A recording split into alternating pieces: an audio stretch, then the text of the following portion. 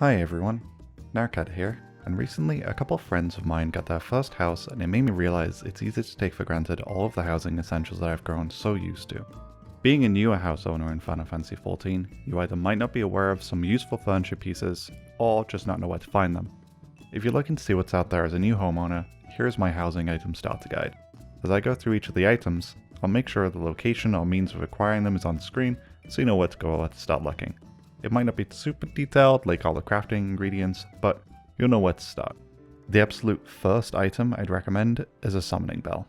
Not only is it great to have easy access to your retainers, but it will make putting a bunch of decoration items in storage when your actual housing is super full, super easy. If you got nothing else from this video, having a retainer bell would be the one thing I'd want everyone to get and take away from it if they just got their house and were not sure where to begin. Carrying on with functional basics, there are a number of permits for vendors of various materials and in different visuals you can get. If you don't have your crafters leveled, then I highly recommend you get yourself both a mender and a melder permit. Whether you have your crafters leveled or not, I also suggest getting yourself the junk monger for two reasons. Firstly are the dyes, which is of course the part of the true end game of glamour, and the second is for the dark material required for crafters to repair their own gear. I personally also like to have a regular merchant available, as I tend to do a lot of crafting, and the basic materials that they provide save me a lot of time that would otherwise be spent gathering them or finding the right merchants elsewhere. It's worth a special mention that since the vendors do have different visuals to them, they might be great decorative pieces, whether you're going for an elegant themed and want the nodes, a maid cafe or a butler cafe, an eastern styled home, or just want a house full of the Namazu catfish. One of the many bonuses of owning a house in Final Fantasy XIV is the ability to get gardening. While we don't yet know if the Island Sanctuary as part of the Endwalker expansion will give all players gardening, for now I'd like to recommend new house owners get a number of deluxe garden patches that match their house size. 1 for small, 2 for medium, and 3 for large housing. One warning, do not buy any of the other garden plot sizes other than deluxe. They might look nicer, but you can't plant as many seeds, which could lead to you not being able to grow and crossbreed any of the items that you'd want. These next two items I'm putting together as I think that they both come with the house, but it's been a long time and I can't actually recall, so I thought I'd cover them together. The first is the mini aetheryte. Without this, you cannot directly teleport to your house and have to go through the residential housing menu from a city state or from outside the residential area, and then get to your house by walking, which is highly inconvenient. So, absolutely make or keep this item, if it comes with the house that is. The second furniture item is the Moogle mailbox. I'm pretty sure this also comes with the house, but there are a couple versions of this, one that sits there and does nothing, and the other one that sings to you when you have mail. It's up to your choice whether you really want a singing mailbox, but it can be fun every now and then. There are mail Moogles all over Eorzea, but there's nothing like receiving mail right to your very own doorstep. Heading next into the functional but optional items, we start with a very straightforward item that allows you to play your collection of music from your Orchestrion log, the Orchestrion. While it can only hold a small playlist of tracks, this item gives you the option to play whatever in-game music you want in your home and can set the mood when you're decorating, crafting, hanging out with friends, or just want to jump around your stairs for hours on end to raid music, for whatever good reason or bad reason you want.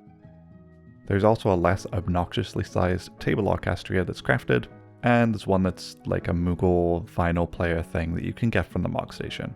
Pick whichever one works for your house aesthetic.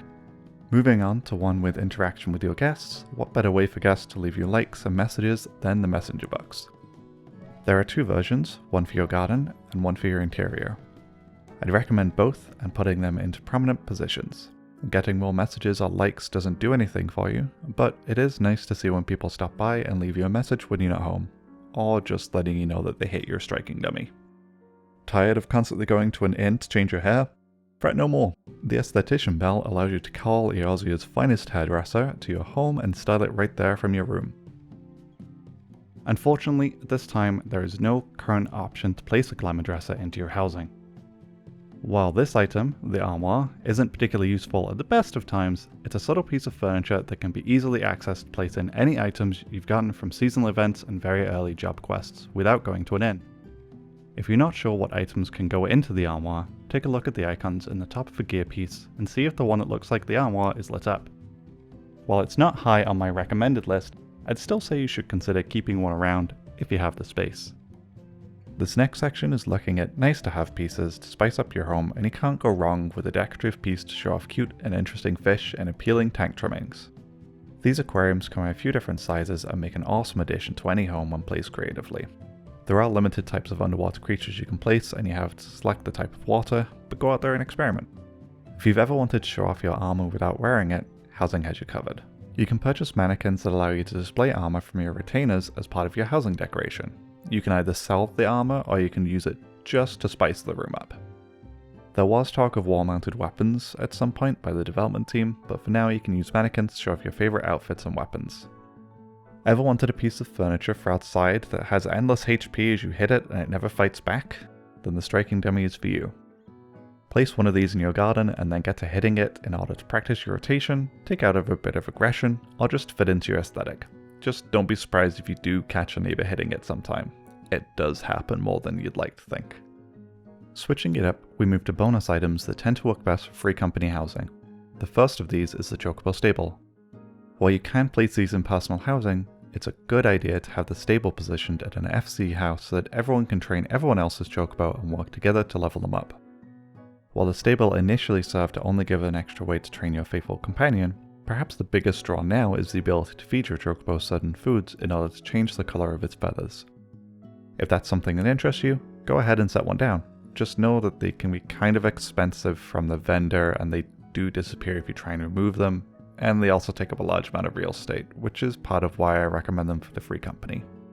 Similar to the stable, this next item is also best for a free company, but you can place them in your personal housings. The free company chest is your all-access container to the shared inventory box of the free company you're currently a member of. While I won't speak to the rules and permissions of free company chests and who should have access to what tab, I will say that if you do utilize it, having one of these tucked away in your household cannot be a bad thing. And that's it.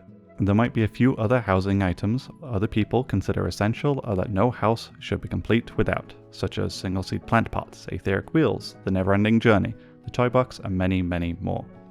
But these are the ones that I'd recommend first and foremost as the most important and essential for you to get for your housing starter guide. There are so many exciting ways to decorate your house with or without these items, but I hope you found this guide at least a little bit useful. If you liked the video or think someone else could find it useful, please consider sharing it with your friends. I plan on making a few more guides and tip videos alongside my other mixed content, and I would love it if you subscribed and found something else useful or entertaining in the future. If you do have any other suggestions, please leave me a comment below so that others can see and share with any new house owners too. Thank you so much for watching this housing item starter guide with me, Narcat. I wish you all a great day and I hope to see you again soon. Bye!